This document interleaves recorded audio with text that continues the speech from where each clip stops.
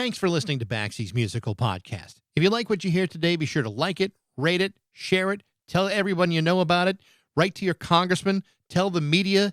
Everyone you know should know about today's episode. Also, follow us along on Instagram, Facebook, and TikTok for regular updates, because I'm pretty sure there'll be another episode coming up next week, too. Today, we're brought to you by Metro Chrysler, Dodge, Jeep, and Ram at Chicopee. Be sure to check out their state-of-the-art dealership next to BJ's and Big Y on Memorial Drive, or stop by their website at metrojeep.com and make it Metro, and then drive home in your new Metro Chrysler, Dodge, Jeep, Ram today. It's Baxie's Musical Podcast. Resistance is useless.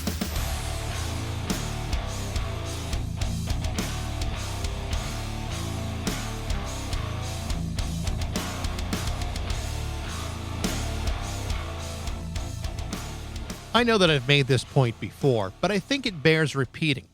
As many of you know, there are people in the world who refuse to believe that there is any such thing as new music that does not suck.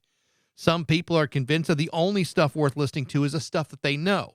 Taking the risk of allowing something new and unfamiliar to present itself to you will only lead to extraordinary suffering and hardship. And for some, this is simply more than they can bear. Except, at some point, all of your favorite bands started off in unfamiliar territory. Every last one of them.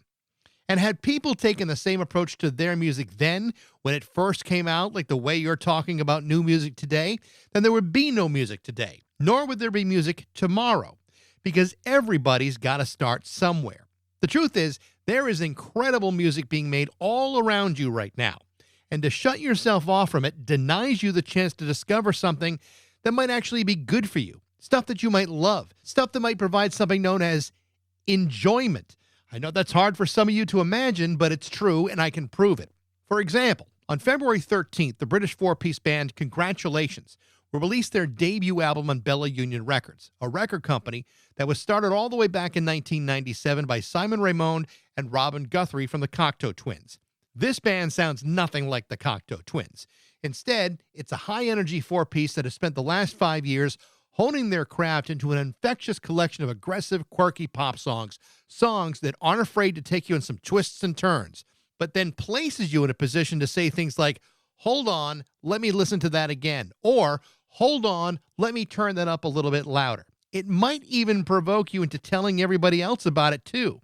After releasing a handful of singles and at least 2 EPs, Congratulations are about to release their first full-length record called Join Hands. And while I'm not normally known for blowing stuff up that I don't actually believe in, I will tell you that it only took me about 3.6 seconds to realize that I was about to love this record. And after listening to all of it, all the way through, it did not disappoint. Because not only did I say, "Hold up, let me listen to that again," not only did I crank up the volume, but here I am now telling you about it. In other words, Congratulations has officially filled all the required boxes, and now it's become your turn to enjoy it too. To talk about the new record and what they're all about is Jaime Cheller and Leah Stanhope from Congratulations on Baxie's Musical Podcast.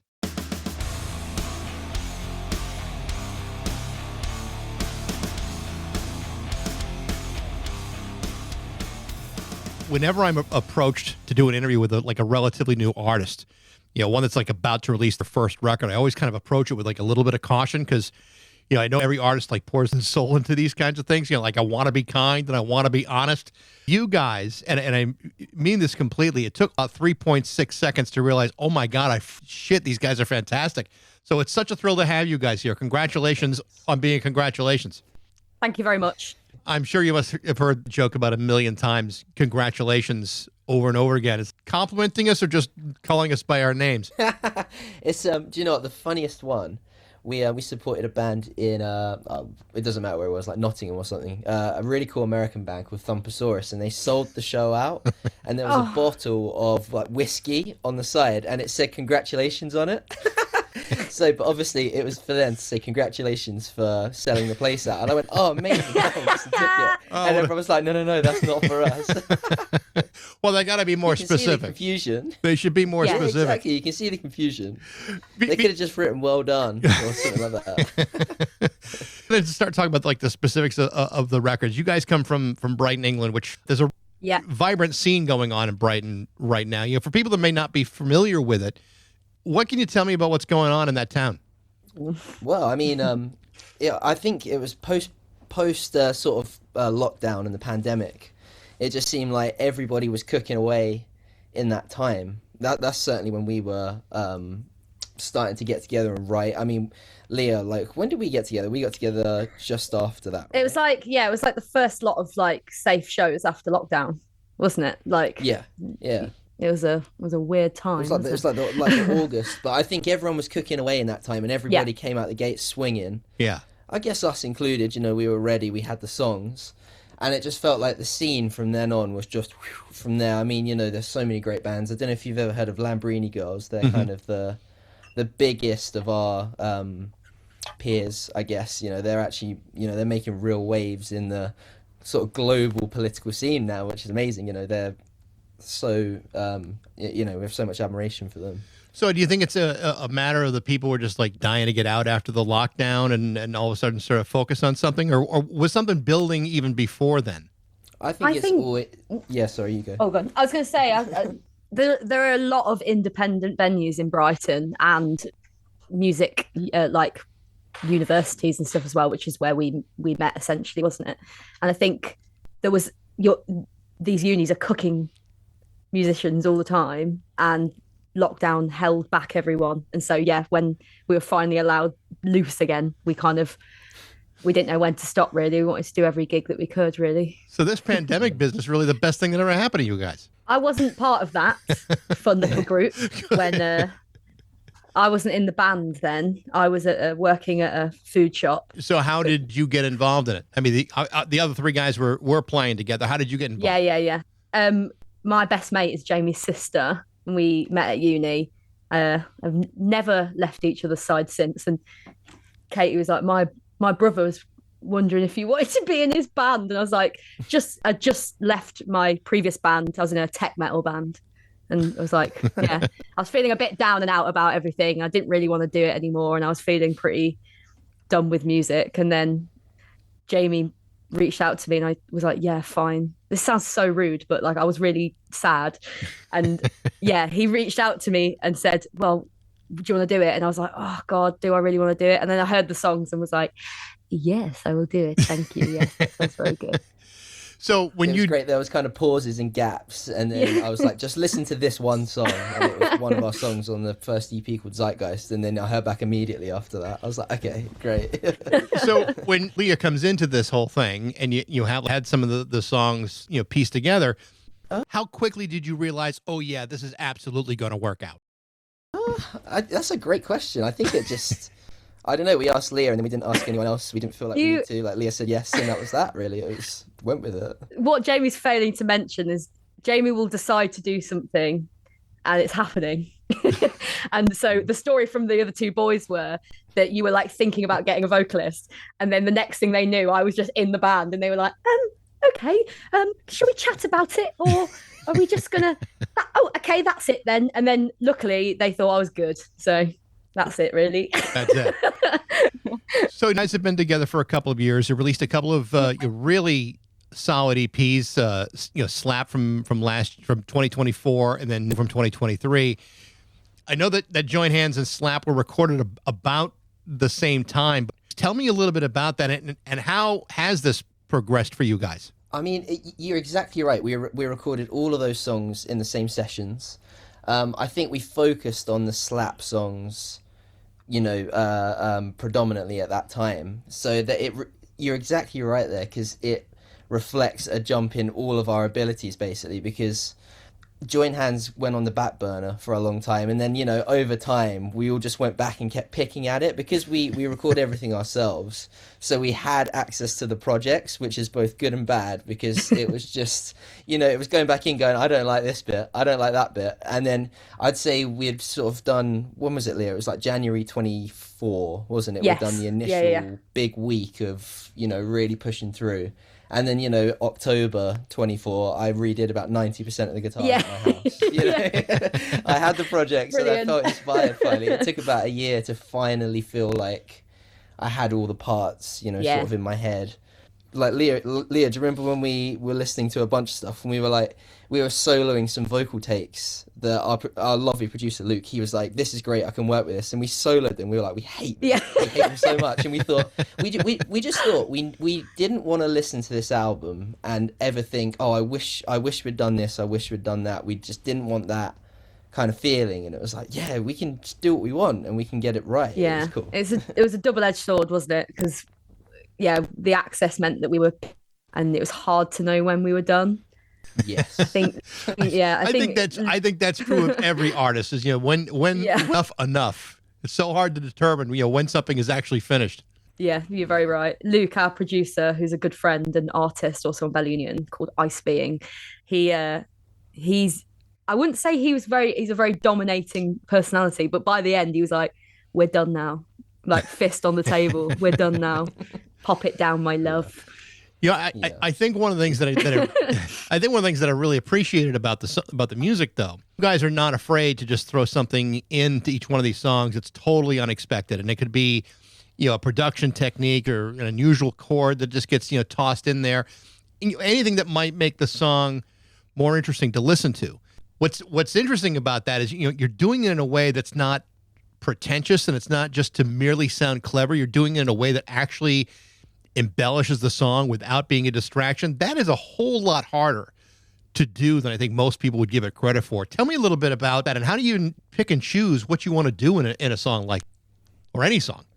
I don't know. Well, again, thank you. That is it's genuinely so heartwarming. I mean, we're always trying to sound like ourselves, basically, I think. And I think the rule is normally in the studio, anything goes. It's like this. Sometimes the silliest ideas are the best ones.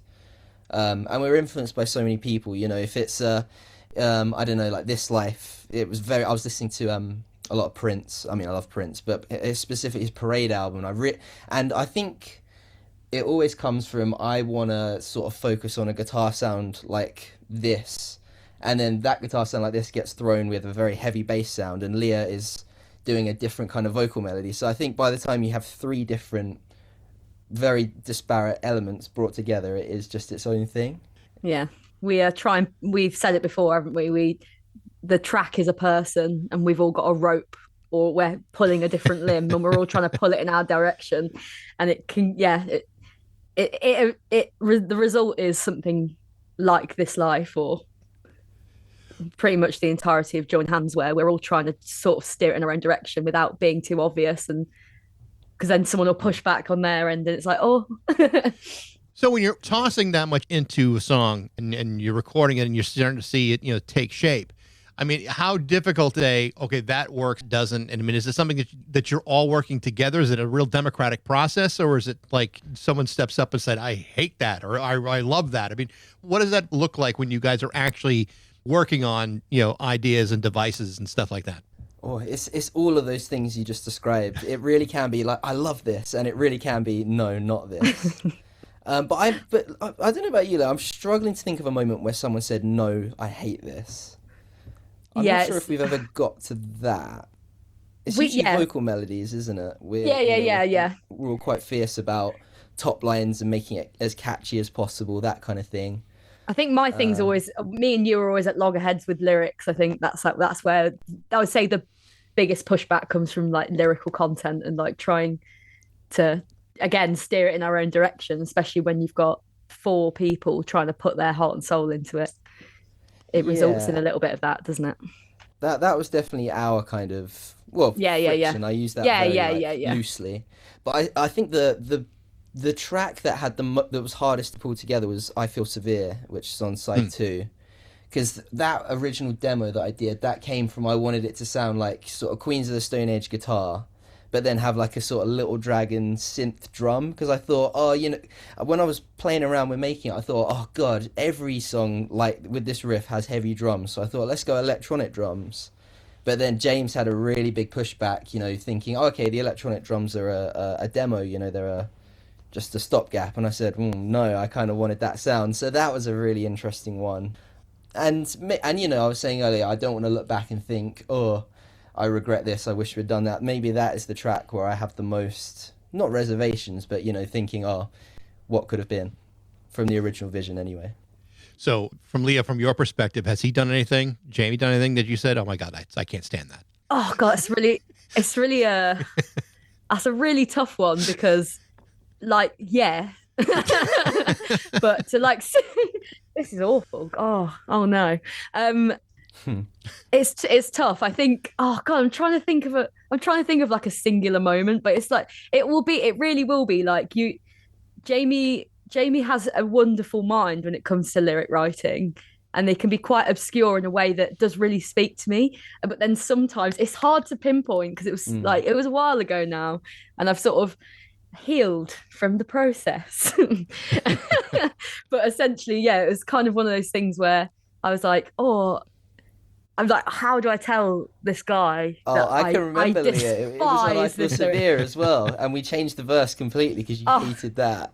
Oh, yeah, so it was I bad. Feel Severe. I remember it so well, and it was good. You know what you suggestion made it better as well. So it's always the case. Well, that's really the thing. I mean, when all four of you are collaborating on ideas, and there's always going to be push and pull, creatively. But when you get to the certain point and you can agree to something, that I think that kind of says something a little bit about the chemistry of the band. That you're not going to be so precious about, well, it has to be just this way. If there's a way to improve it, you're all on board to making it better. That's not a simple accomplishment for anyone. Yeah, I think you're right. It's so funny thinking about it because, like you said, Leah, it was a while ago, and it is funny sort of going over the more specific moments rather than the experience as a whole. Yeah. It's funny. Yeah. It's tough, isn't it? Yeah. The first two singles for the record, This Life and Fought for Love, came out, I think, like late last year. You just released Doctor as a single too. They're all great, tight pop songs. But, Fought for Love was the first one that I heard. And, this, like I said, there's so much going on in that song, and it's amazing. But really, ultimately, what really is important is the quality of the songwriting. Jamie, I mean, you're one of two primary songwriters in this band. Tell me about that and how you've developed over the years as a songwriter.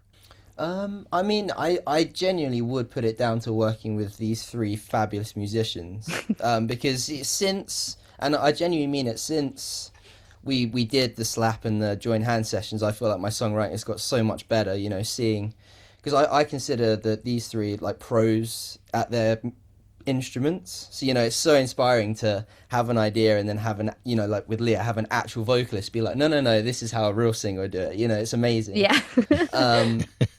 But it's quite cool. I do consider, because we haven't really brought Greg up so much now, but we should, because he is the other songwriter, and he wrote Fought for Love pretty much all of it, didn't he, Leah? He did all of the backing track, and we did the top lines. Yeah. And the arranging. But I don't know. I think with a lot of my songwriting, it's a lot of sticking things together and trying to make them work. I was always fascinated, when I really got into the Beatles, hearing how they made Strawberry Fields Forever and how the elements and the sticking together of different takes and things like that. I love all of that craft to it. But, Greg is really influenced by bands like Devo and the Cars. So, and you can really see that in Fought for Love, I think. It really is about the groove and the tightness of all the instrumentation. So I think there's all of that sort of blends together quite nicely in each song. Well, I mean, I don't want to give short shrift to James or Greg, because I mean, they're not only the rhythm section, but it's a very tight, real energetic sound that kind of bolsters everything here. I mean, this is going to sound terrible, but the hell with it. I'm going to say it anyway. There's a part of me. It sounds not that it sounds like it, but there's something about it that reminds me a little bit of No Doubt, if No Doubt had better songs. And that's, I mean, I know it's kind of I know that's freaking crazy to say, but I'm just going to say it, and I'll die on that hill if I have to. But I mean, everyone is contributing something that's really energetic, and you really cool the way it all gets put together. Those two guys, I mean, sound to me like they're the backbone of all of that. Absolutely. And James is a drummer as well. He knows drums inside out. The drums themselves and the technical side of it as well. And I think it just shows so much. There is so much finesse in all of his parts. And again, we were talking about the songwriting process. If I ever come up with a drum beat, which I have done, that is like sort of borderline impossible, he will make sure he can play it in a way that is both musical and technically correct. It's really admirable. Yeah. One of the things that about the band that I was really kind of intrigued about was reading about Bella Union Records. This is a label that was started years ago by the guys from Cocteau Twins, Robin and Simon. I mean, you guys sound nothing like Cocteau Twins, and there's a lot of stuff on that label that also sounds nothing like Cocteau Twins. But tell me what that's been like. I know that Simon kind of runs the day-to-day operation of most of that. What was it like to, first of all, I mean, how did they come to hear about you, and how did that whole thing come together for you guys? So we have a very, very good friend called Lily, who's in a band called Penelope Isles. And what's their new project called, Jamie? My Precious Bunny. Yes, awesome. Yeah. And they have been working with Simon for years and years and years. And I think you, Jamie, you said something about getting us a meeting with them, or getting us in touch with them, or just sort of putting us on their radar. And eventually Simon came to one of our shows, and I don't think we knew he was there at the time, but then we got a picture afterwards with him like, wow, with our t-shirt on, like throwing up some horns. It was pretty cool. And we were like, damn, that's genuinely like insane. And then it just went from there, really. We had meetings, and we'd go for a lovely breakfast with him, and we'd ask for his help, and he really he was there for us pretty early on, wasn't he, Jamie? Yeah, absolutely. I can remember that show because I just before we went on, someone said, oh, he might be coming.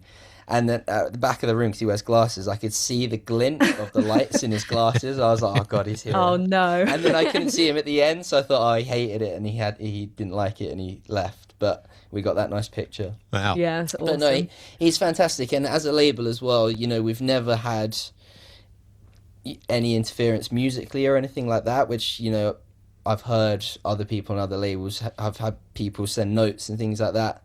We went to Simon's house, we played him all the demos, and he was like, yep, great, off you go, you do you. And then we sent him the album when it was done, and he said, yeah, no notes. And that was that. Wow, that's great. It's amazing. It's really amazing to not have to worry. Well, I mean, when I think of the the Cocteau Twins, I can think of like a someone who is not in 4AD going to these guys and say, could you put some lyrics to this, something that sounded like a language, and it would kind of take away from what the Cocteau Twins are all about. So I mean, I can see a guy like that saying, hey, you know what?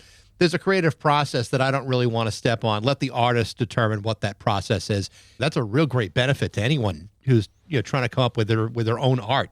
Yeah, it's a really lovely space, and a lot of our artists, like label mates, they're in Brighton as well. It's cool, Belly, because Simon and his wife Abby, they both run it. They live in Brighton, so there is like a, they're part of the scene here. They have a shop and everything. It's cool. One of the things that's pretty obvious about Congratulations, obviously the visual aesthetic of the band, not so unlike the White Stripes. Clearly, a guy like Jack White understands the impact of that sort of thing, going from like wearing red to the White Stripes to blue in his solo work and other things as well. What made you follow in that kind of direction? What was it about those visuals that leaped out to you guys? Well, it was Jack White. It was exactly him, because red and white in the White Stripes, gold, brown raconteurs, black in the Dead Weather. It was exactly that, yeah. And then because we were trying to do this sort of, it's kind of lame to say it out loud, but like we were doing like a primary colours thing when we were a 3-piece. And then when Leah joined, we were like, oh, pick a colour. But, it's just sort of a visual thing we picked early on and stuck with it. And it's, it's something. So is it going to be something you stick around with? I mean, Leah, you look great in green. Don't get me wrong. But Thank you. But I mean, there could be like, I don't know, a nice brown, an earth tone. You could always choose those. I do change my appearance quite drastically every 6 to 12 months. I look totally different year on year. And so it is kind of hard to stick to green. It does make me feel slightly itchy sometimes. I think you might be right. I think brown is in my future. Yeah. Obviously, like Rubber Soul when they went brown, and they had the brown, suede jackets. So obviously the visuals for the band are pretty important. I mean, I've looked at press photos and certainly the cover art, not only just for the new record, but also on the EPs. And one of the ones that I just thought was like, I don't know why. I think I love the picture of the Woohoo EP. You know, you got a guy holding balloons, and he's like the saddest looking guy in the world that just says "Woohoo" on it. What I mean, tell me a little bit about that and how you guys choose the visuals for this. That picture is so funny. That is the whole reason we chose to call it Woohoo. Because that is one of our best friends, Josh, who's filmed a ton of our music videos. He did the Fought for Love video most recently, and that was his leaving party from work. And he was, and someone brought him. Do you remember, Leah? Chris brought him that balloon, and he was standing there, crying, genuinely crying. And he just took that picture, and he graciously let us use it. It was amazing. Yeah. So yeah, it's nice that he's baked into the lore of the whole thing. But even the new record, I mean, it's a very simple visual, but it's so bright and so impactful. It's like you remember going through record stores when I was young and buying records simply because the album art was cool. I mean, I may not know what was behind the cover, but sometimes that visual is really a way to sell something. I mean, you're talking about like Jack White and those kinds of impactful visuals. I mean, it is really important. As far as, I mean, not just on a business sense, but even in an artistic way, you can hang your hat on a lot of that stuff as you guys move forward. Yeah, no, absolutely. And it's something we talked about a lot, wasn't it? We always try and we use the word iconic, and a lot of the time when we're writing as well, is it iconic? And if we come up with an idea, like even for merch, like, is it iconic? And obviously that is a bold word to put to ourselves for a band so small, but it's just, a nice thing to consider. We were really influenced by a band called The Witches. They had their debut album had a really iconic sort of piece of art on it, and we were like, oh, love it, and it sticks with you forever. So yeah, I don't know, Leah, can you add anything I think actually constructive to this? Thank you, Jamie. That's so cool. Not really, thank you.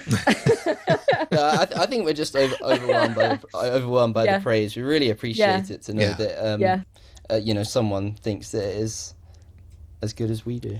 Yeah, I've also, I mean, you talk about like the merch and performing live. I spent the last couple of days kind of combing YouTube, looking for like a better sense of what you guys are when you're live. And I came across a video live from the Bedhouse sessions, and you guys performed Ice-T from one of your earlier EPs, or the last EP, I should say. And it was freaking fantastic. I mean, it's like you don't always understand the makeup of a band until you hear them play these songs live, and it sounded so great. Tell me about you guys as a live band. I think we pour all of our time and energy into live. I think it's really important to us. I think a lot of the gripes we have with, this is going to sound mean, I don't want it to sound mean, but I think sometimes, especially me, coming away from a gig and I'm just like, they just stood there. I paid £15 and they just stood there, and it really, I want more from a performance. And I think we all try and give what we think the audience deserves. I think they deserve us to be putting in all of our energy and all of our effort and heart and soul into it. And so I think that's very, very much, like, for me at least, I do know it is important to the guys as well, but I can only speak for myself. But it's so important to our expression, and I think we do we pride ourselves on being a live band, definitely. I mean, you're all contributing to the stagecraft of it all. I mean, you're all moving around. I mean, it's all pretty frenetic, but I mean, but ultimately how you guys sound live is really also quite impressive too. I'm sure there's like a lot of mixing in that one video, but it's still a live performance and it sounds terrific. I mean, how much rehearsal do you guys still do? I mean, is it all the time? Is it when you get around to it? I mean, how do you guys do this? We gig a lot, so we played a lot of shows, so we can stay pretty fresh. It's very unusual for us because we're rehearsing for the album tour we've got coming in February now, so we are sort of back to basics, stripping it all back, and it is an interesting process. And I think it's going to feel quite uncomfortable in the first week, and the second week we'll have it. But yeah, I mean, a lot of the time it really is just by the third or fourth show of playing a new song, we got it. We've absolutely got it. But Yeah. the first 3 or 4, oh my god, it's awful. With the shaky legs, it's nothing like you saw on the YouTube video. So you're talking about an album tour coming around, and that's right around the corner. Is there any plan to come out to the United States, or is that still too far away? Well, so yeah, we can't. Nothing's necessarily confirmed and booked, but yes, there are plans. So fingers crossed. So nothing you can say. Nobody who you're going out with or where. Not right now, unfortunately. Well, this is a very disappointing conversation. It's definitely on the cards. And then plans later in the year to go back out to Europe as well. Great. Which we absolutely adore. Every time we've gone, well, no reflection on the UK, no shade, but every time we've left the UK, it's just been tremendous. So I can't even imagine how good the States would be. Well, I got to tell you, I like as I said before, as I started things off, it didn't take me very long to realize how much I really enjoy the band, and having heard the album, realizing that it's a whole record of just one great song. It's one great song after another. And it's a real pleasure to talk to you guys. I wish you guys all the best, and I hope when you come to the States, you come to at least the Massachusetts area. It'd be great to see you guys. Amazing. Thank you very much. Yeah, let's hang out. That'd be amazing. Sounds great. Guys, thank you so much. I really appreciate the time today, and best of luck to both of you, all the guys, too. Oh, thank you. Thank you so much. And yeah, it's been so great to chat. Thank you. Appreciate it. Have a good day. Take care. Yeah, thanks. Bye. Thanks so much. The name of the new Congratulations album is called Join Hands. It's coming out on February 13th on Bella Union Records. It is awesome. Thanks for listening. I hope you enjoyed it. If you did, you can always email me at bax@rock102.com. I'd love to hear what you think. Thanks again to Metro Chrysler, Dodge, Jeep, and Ram at Chicopee for their support. But most of all, thanks to you for listening to Baxie's Musical Podcast.